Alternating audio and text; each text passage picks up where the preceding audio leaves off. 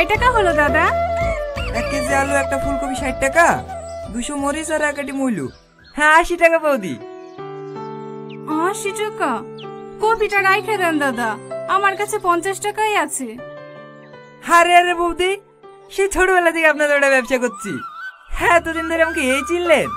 রাখেন তো, টাকা পরে দিলেই হবে। এই নাও বাবা। হ্যাঁ এখন শরীর ঠিক আছে তো কাকিমা? এখন ঠিক আছে বাবা, এবারকার ওষুধগুলো খেয়ে একটু কম পড়েছে।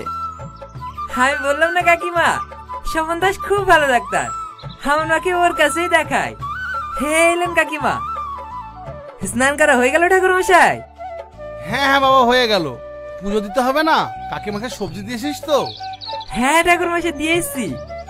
আচ্ছা ঠিক আছে, পরে একসময় বাড়ি গিয়ে টাকাটা নিয়ে আসিস। হ্যাঁ ঠিক আছে ঠিক আছে। কি খুঁজছো বৌদি? আর ঝিঙে নিয়ে আসোনি? না বৌদি, আজ বাজারে ঝিঙে ওঠেনি।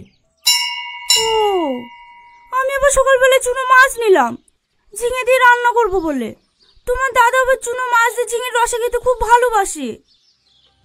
হ্যাঁ ঠিক আছে বৌদি, আমার বাড়িতে ঝিঙের গাছ আছে, একটু পরে তোমায় তুলে দিতে আসি।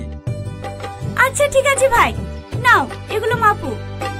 লা লা লা লা লা লা লা লা লা লা লা লা লা লা লা লা লা লা।